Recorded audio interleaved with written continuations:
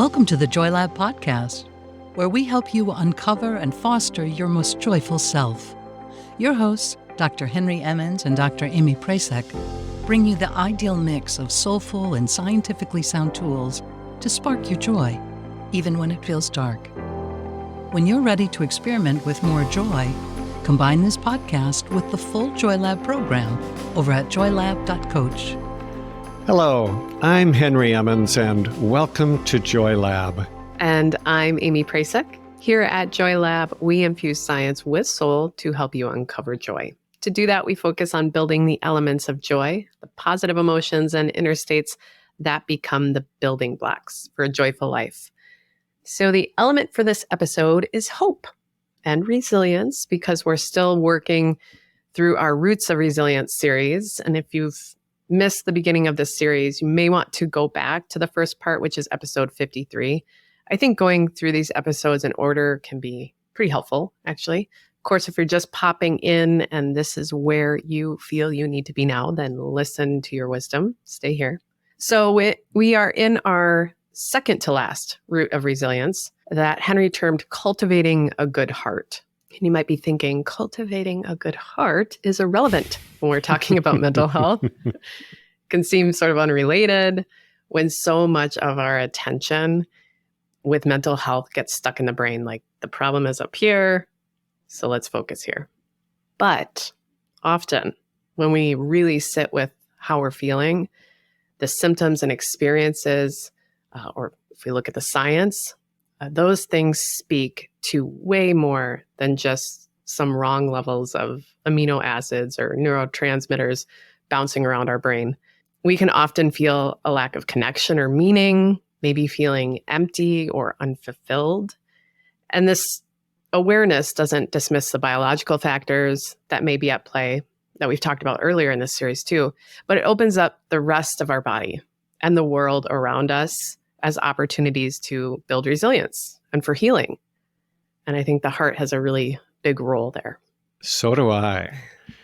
Yeah. When I made the decision a long time ago to go into psychiatry, what tipped the scales for me was the sense that, in psychiatry, I could go deeper, deal with the whole person, and it would at least be possible to include heart and soul.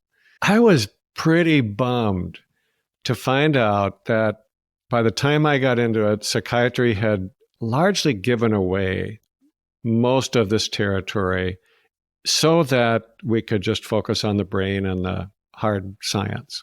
Luckily, I actually do find neuroscience and human physiology to be really interesting, but it just was never enough for me. I think that that's what drew me to mindfulness really early in my career and learning about it through Jon Kabat-Zinn. And I remember when I did my training with him, remember this really clearly. He described the end goal of mindfulness practice was, as he put it, to build a larger container. And what he meant by that was that it's a way to dilute the suffering and challenges of life that we all have into a much larger vessel. And that just made so much sense to me. And I feel it continues to inspire my work 30 years later. So those of you who have been listening to this series on hope and resilience, you'll probably recall the metaphor of the water cooler, that resilience container that I think we all have within us. And it's got this magic elixir that keeps us afloat, helps us deal with stresses. And it's something we need to keep filled up. And we can do that through good self-care, through making healthy lifestyle choices, learning to work with our thoughts and our emotions with more skill. All of those things, I believe, are incredibly important. And yet, even if you're doing all of that really well, it isn't always enough. Plus, it's actually a lot of work to be so focused on self-care all of the time. Yeah. So, right? Yeah, good point. Yeah. So this topic of cultivating a good heart, I think, really moves us into that deeper conversation. Like Amy was saying, we human beings are so much more than our brain chemistry or our bodies or even our thoughts and emotions. We are built for connection. And I believe that what really enlarges that container is our ability to stay open and connect beyond ourselves. So we're going to get into that even more in the next episode about connecting, but it's really something we try to do throughout Joy Lab. So how do we create these deep, wide, genuine connections? It's through the heart. I think of the heart as the organ of connection. And so to me, what cultivating a good heart means is that it's the way we create more openness so that it's easy and natural for us to connect to the people and the things that really matter to us. I love that, the organ of connection. It makes me think of the time when I was studying in India. I had this aha moment when a traditional Tibetan medicine doctor explained how we can interpret our sensory system running through the heart first and then to the brain. So vision, taste, touch, smell, hearing, we gather this information through the receptors and then it runs through the heart and then to the brain. This isn't the way conventional or more Western medical systems, have seen it for the last 100 or so years. The assumption was that we gather sensory information, it goes to the brain first, and then the orders are called out from there, which is a big pivot because many of our indigenous or traditional healing practices saw the heart's importance in sensory processing and for sure mental health as well. The heart played a role. And a lot of demons. Demon possession was like a go-to cause for a lot of mental health questions, which I've been watching a lot of cult, as I told Henry, documentaries lately. So I'm kind of in on this demon possession thing. It's my cult kick coming through here.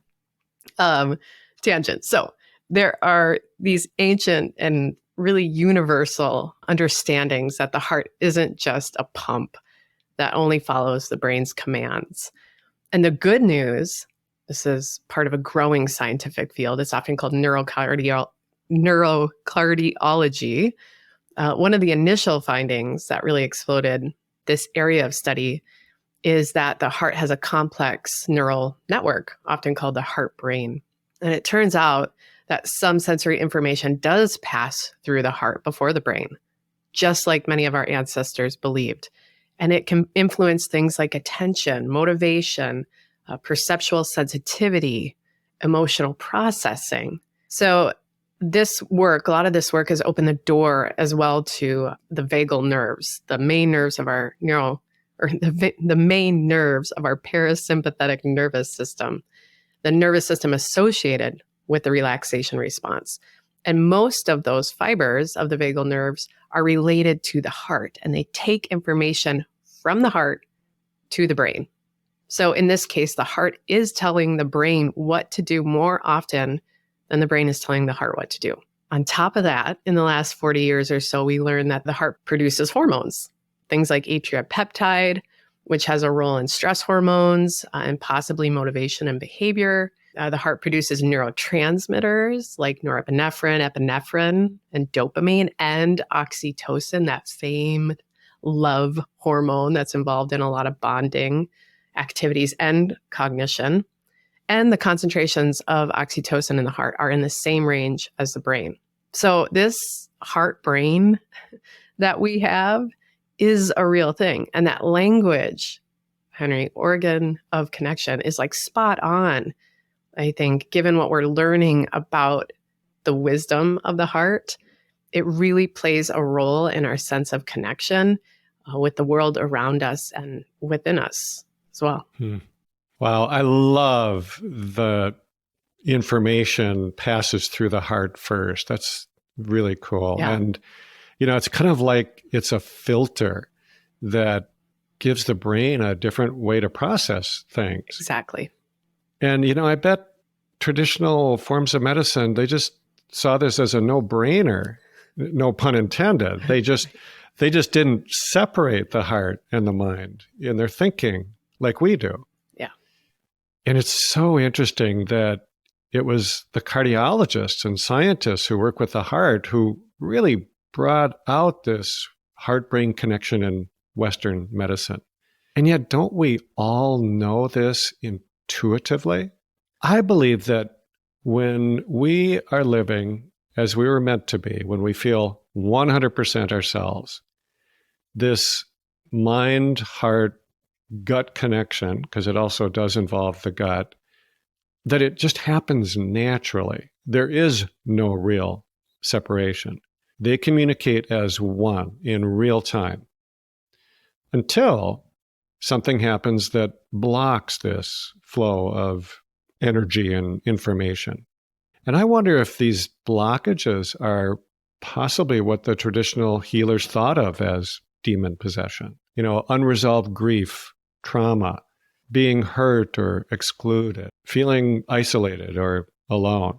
I believe that these blockages occur mostly in the heart, and we can release them by letting go of what we can and allowing ourselves to open up again. I like thinking of those stressors or experiences as kind of blocks in the heart, with the knowledge that they can be released. Blocks, not breaks. We are not broken, as we like to say here. And the science is just moving toward that. Again, those brilliant researchers and practitioners in neurocardiology have found that our heart brain exhibits short and long-term memory functions independent of the brain. And those neurons moving from heart to brain might be important in memory transfer. And I know it's anecdotal at this point, but there are some fascinating stories of heart transplant recipients demonstrating the lifestyles, personalities, behaviors, fears of their donors after transplant. There's actually been some interesting research with snails, I think here. Like the recipient snail adopted a new skill after transplant. So if anybody's interested, I know, Really? super cool. I'll put in the show notes for those of you who are really excited about snail research. But this memory transfer stuff.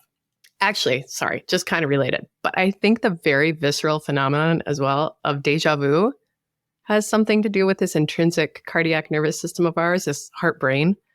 I have no evidence to support this. But you just know it intuitively. Intuition. That might be it too. I just think it's kind of fun to think about. Maybe our heart brain, let's take this for a moment, has taken in sensory information. It's processed and stored in such a way that the heart then, transfers to the brain that information where it's reprocessed, giving us this feeling of two experiences. So maybe not just a glitch in the matrix or a hiccup in the limbic system, as it's sometimes called, but memories from our heart. Okay, sorry, let's get back on track. So beyond fun to think about, I think this understanding of the heart-gut-brain connection, as you noted, Henry, is really comforting. I think it takes some burden off of the brain. I'm guessing many of us know that thinking our way out of depression or a panic attack, for example, is pretty impossible. Instead, we've got this whole system that wants to help us regain our balance, our resilience, so we can work with our brain and mind. And we've got a gut that can be nourished and that can help our mood. We've got energy that can be managed, like we talked about in episode 55. And we've got a heart that can be opened through practices we already know and that just have to be reignited. So let's talk about some practices to do this. Henry, you've identified 3 practices in some of your books to do this. They are self-acceptance, loving kindness, and compassion. So for now, let's describe these 3 practices, but just focus on one strategy. And then when we get into our element of curiosity, 2 episodes from now, we'll kind of come back, I think, to some of this discussion, and we'll offer some more strategies. And that's because open heart is a curious heart as well. So that will... Love that. Yeah, right. So Henry, can you explain these 3 practices as you describe them for cultivating a good heart? Sure. So, each of these is in itself a really big topic, and you could literally spend the rest of your life really fruitfully focusing on any one of them. We've got a lot of episodes left. That's Joy Lab sustainability. Yeah. But, that's the beauty of being holistic. Anything that you do to help one part of yourself is also going to help the rest of you. So, self-acceptance. I think it might be more important today than it has ever been because there is so much self-judgment and even outright disliking of oneself. And, this is a continuous practice.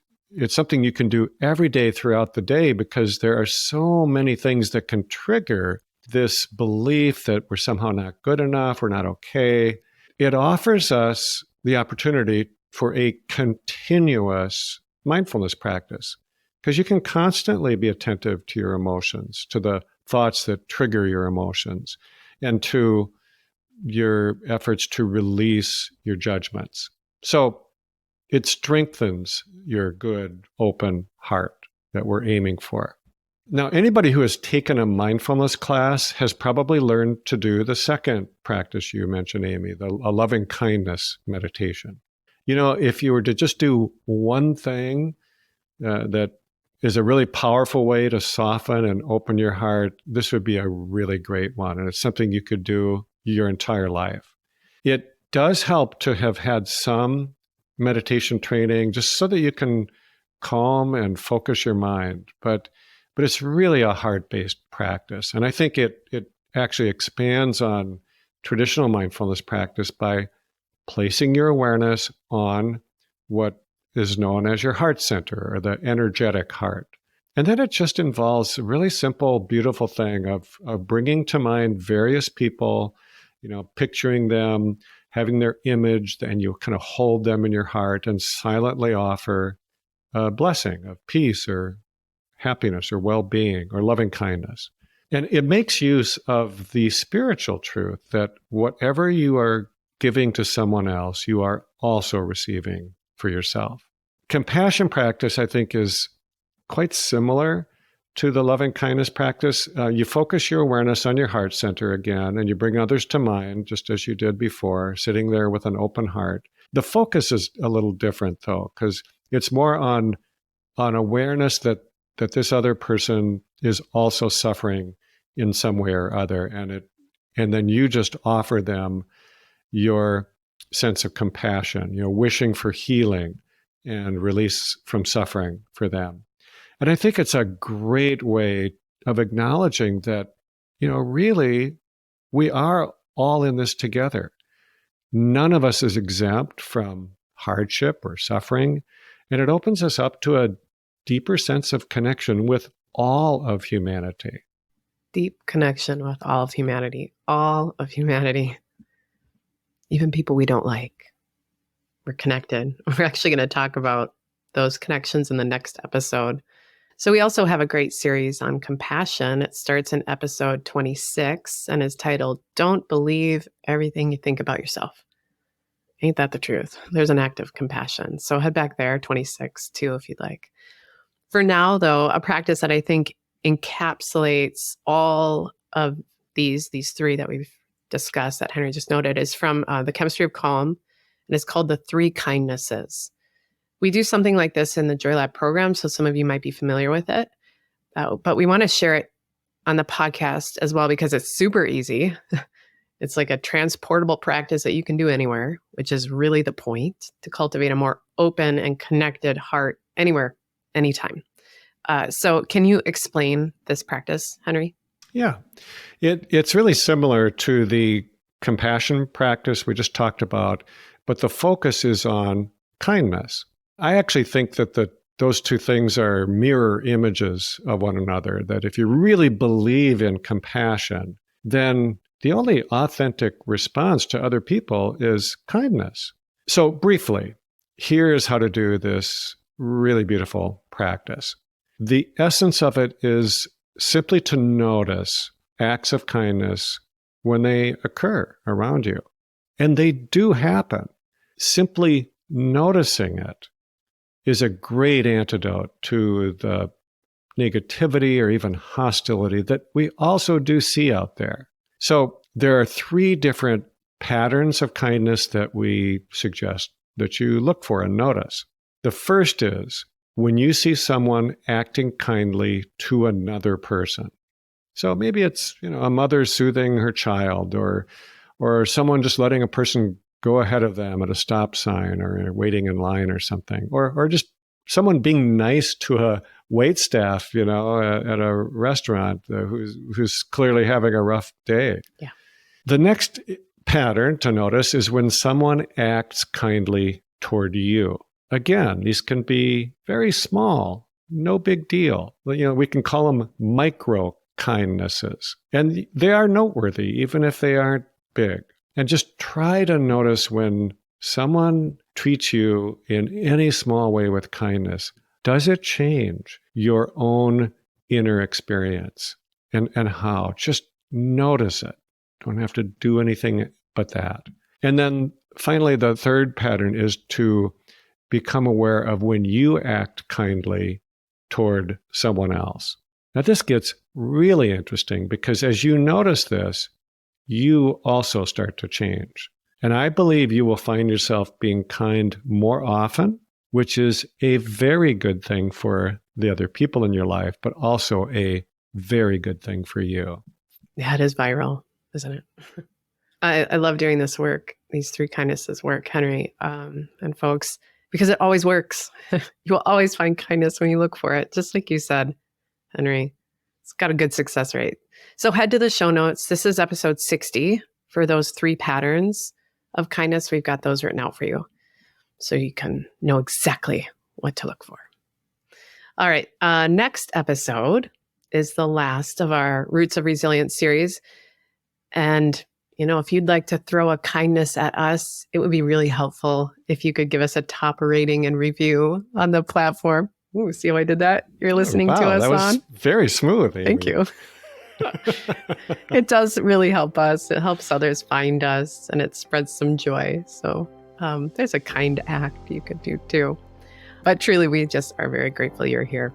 So to close our time today, I want to share some wisdom from the 14th Dalai Lama, I suppose a pioneer in neurocardiology, actually. So here it is.